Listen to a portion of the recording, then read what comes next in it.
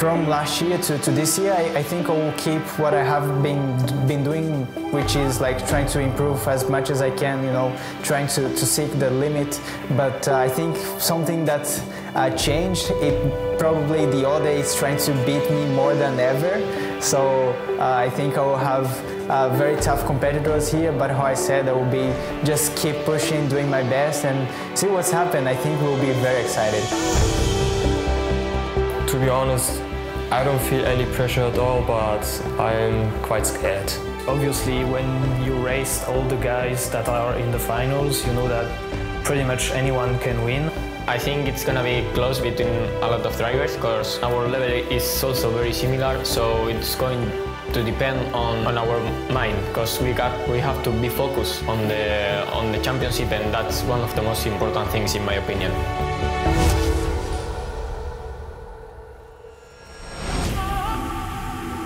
It's the hardest team competition. The drivers here are the best in the world. There's more pressure because your teammates are counting on you. One mistake and your race could be over. If you know this, you can shine on the most demanding stage. This is the Manufacturer Series. Race 1 of the Manufacturers' Cup here at the Brands Hatch Grand Prix circuit, about to get underway. 5 laps of the track. And it is going to be very, very exciting. In World Tour 1 in Paris is about to get underway. BMW on pole position. Who will lead the way down towards the first corner? Racing underway for the 2019 World Tour here in Paris. Helmet round the outside. Is he going to? He's still there on the left. They're 2 by 2 now. Coming up to the fast right hand. Renault has the line. He might be able to take his place down. Oh, he does! Round the outside of Hawthorns. Goes onto the grass on the exit. And they are going to take a very commanding victory here this evening. For race 1 of the Manufacturers Series in Paris, it's BMW and Nicolas Rubelar on top. Well done, Nico. Pretty nice job. Well done. Nice.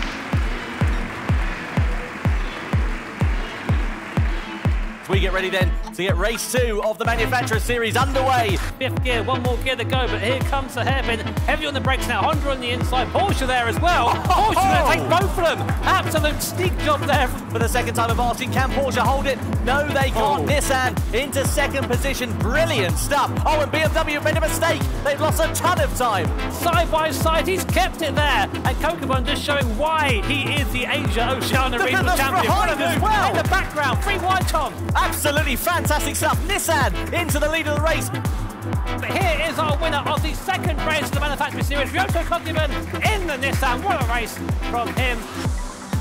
Nissan Jimmy about to lead them over the line.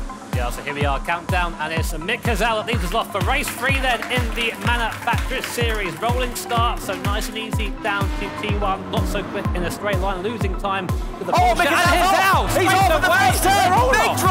Big drama, lots of outbraking. Mercedes going down, BMW going down, contact, absolute carnage in the opening couple of corners. The upshot is Aston Martin lead the way. Porsche outbrake themselves. That allows an opportunity for Nissan. Nissan up into 4th place through Spoon Curve. Brilliant stuff, Mick Gazelle. Renault goes through! Renault goes through! At the final chicane, Aston Martin outbrake themselves, and Renault out of the final corner. Unless it's a drag to the line, they take victory here in race number 3. Absolutely brilliant stuff. Koke Lopez on top for Renault. It is go time then. Lights on, and we are ready to go racing. The Manufacturers Series final here at the circuit of Barcelona, Catalunya is underway. And look at Toyota trying to get ahead of Renault now. Wow, that's close. Brilliant move there from Yamanaka-san. Nissan on the inside of Corvette. Corvette are hung out to try. This is an absolutely brilliant race. Oh! Nissan goes off. Mercedes-Benz are off as well. Absolutely huge drama on lap number 3. Renault, the first drivers into the pit. They will be changing their driver.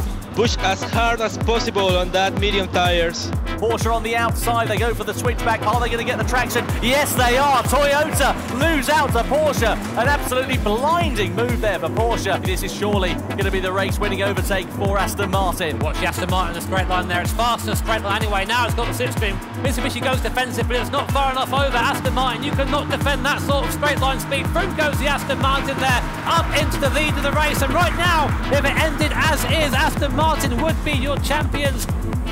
Nobody thought these guys would be coming away with the victory, but they come round the last corner right now, drive to the line, and Aston Martin are your champions here at Paris. What an absolutely fantastic result for them. Yes!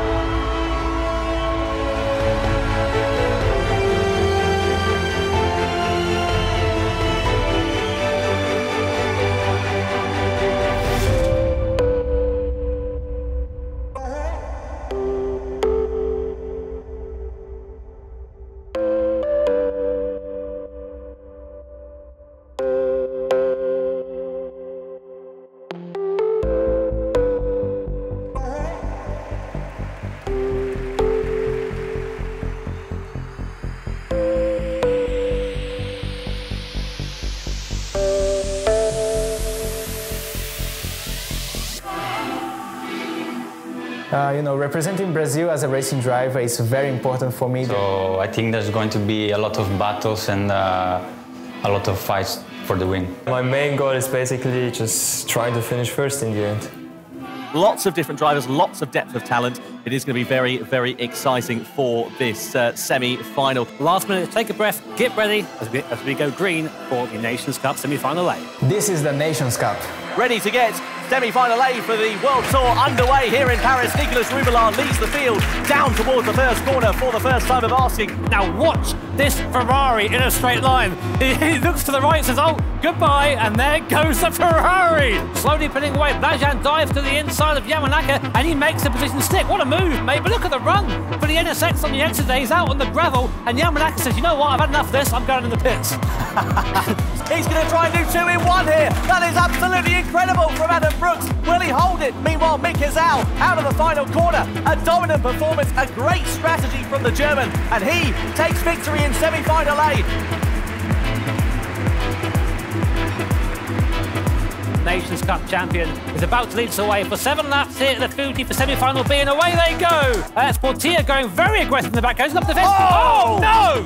Oh no! Off he goes, fired off onto the corner there. I think he must have lost it on entry, Tom, but that is his race done and dusted straight away. Oh, very closely done they go. Carrazza has the inside line. He holds firm, he holds position. Pierre Lenoir, though, says, thank you very much. I'll take a position off you there, Martin Grady. And there goes Lenoir. He gets it all kinds of wrong. Punts Daniel Holland wide, he goes off the circuit, and now it's all mixed match through here. Meanwhile, Igor Fraga, he's in the pits again, Jimmy. This is absolute disaster for the Brazilian. He made 2 pit stops.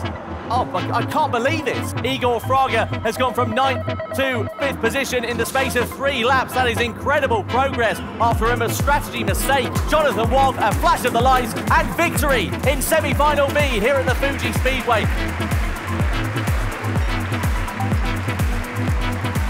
It is time then to go racing. The repechage race for World Tour 1 here in Paris is about to get underway. We are racing here at the Fisherman's Ranch circuit.